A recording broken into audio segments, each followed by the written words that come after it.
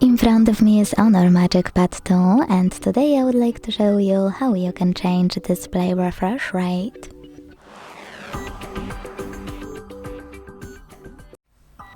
Begin by opening Settings and scrolling down a tiny bit to click on Display and Brightness.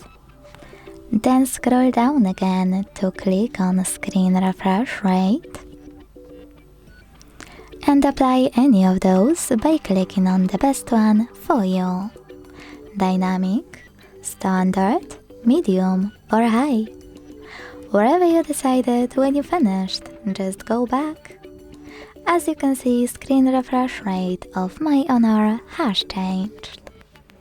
Thanks so much for watching. If you enjoyed this video, don't forget to leave a like, comment and subscribe. Bye!